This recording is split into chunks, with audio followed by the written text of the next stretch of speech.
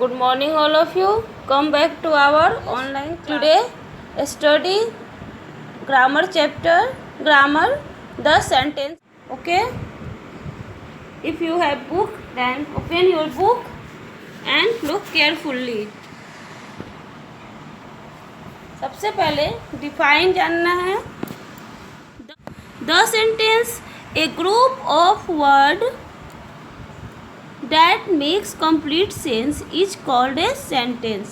A group of words that makes complete sense is called a sentence. It means शब्दों का वो समूह जो मिलकर एक वाक्य बनाता है उसको और उससे एक कंप्लीट अर्थ पता चलता है, उसे हम सेंटेंस कहते हैं. सेंटेंस का हिंदी क्या हुआ?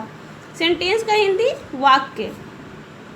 तो इंग्लिश में एक ग्रुप ऑफ वर्ड्स मतलब सारे छोटे छोटे शब्दों को लेकर जब हम एक सेंटेंस कंप्लीट करेंगे, क्रिएट करेंगे, तब जब एक कंप्लीट सेंस बनता है तब उसको हम सेंटेंस बोलते हैं. जैसे एज फॉर एग्जाम्पल देखो, there should be equal opportunity for both the rich and the poor. There should be equal opportunities for both the rich and the poor. गरीब और अमीरों को समान अवसर मिलने चाहिए.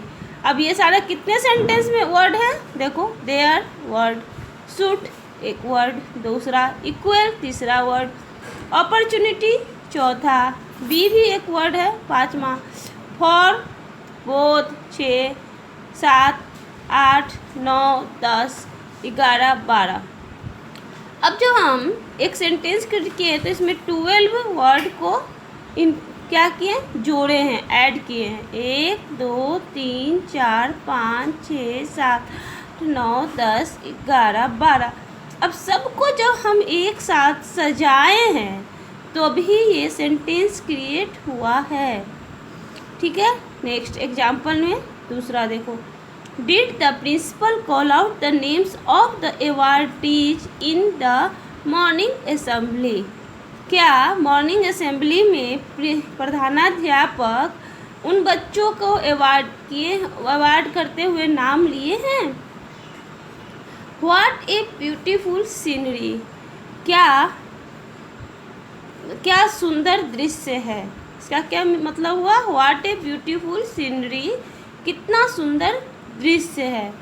तो इस तरह से एग्जाम्पल हो गए द सेंटेंस का. Now come to the remember lines, जो हमें ध्यान में मेमोरी में हमेशा रखना है. देखो ध्यान से, a sentence makes complete sense. हमेशा याद रखना, जब भी सेंटेंस क्रिएट होगा तो एक कंप्लीट सेंस पूरा करेगा. It begins with a capital letter. जब भी हम सेंटेंस बचपन से पढ़ते आ रहे हो, जब भी एक सेंटेंस क्रिएट होता है तो वो स्टार्टिंग में कैपिटल लेटर ही हम लिखते हैं, शुरुआत में. The word in a sentence must follow a particular order.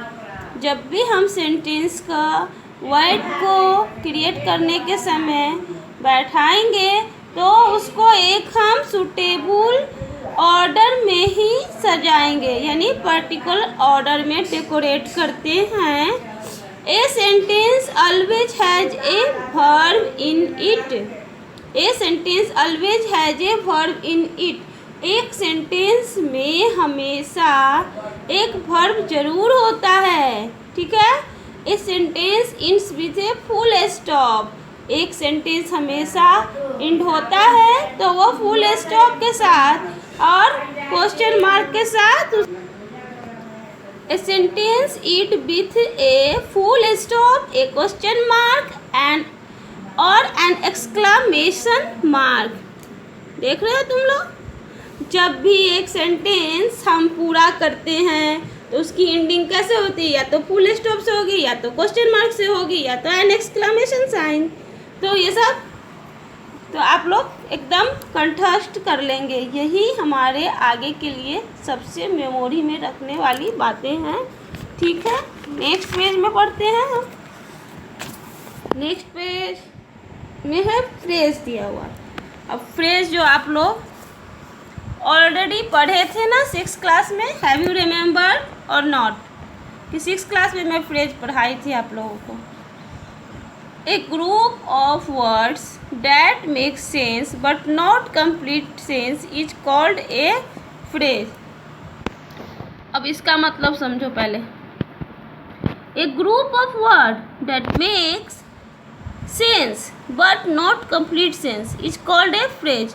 अब इसका क्या मतलब? तो ऐसा समूह शब्दों का जिससे क्या होता है, एक सेंस क्रिएट तो होता है बट कंप्लीट सेंस क्रिएट नहीं होता है, उसको क्या कहते हैं? फ्रेज।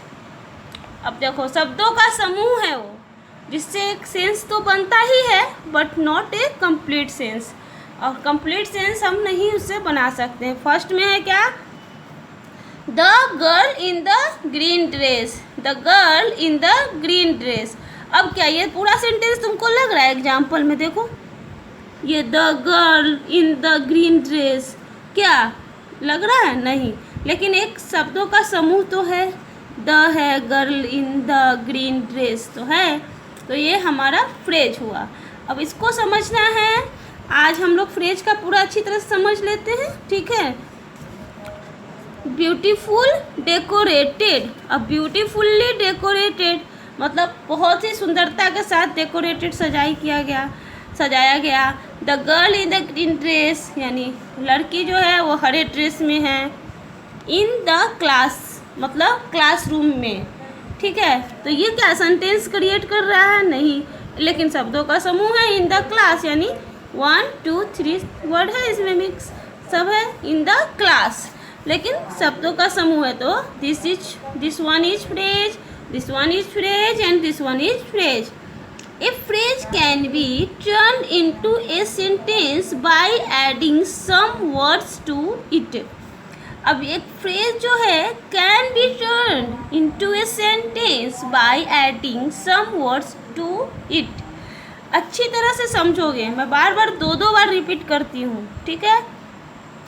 एक फ्रेज जो है टर्न हम उसको कर सकते हैं कुछ शब्द के साथ जोड़कर, कुछ वर्डों के साथ जोड़कर।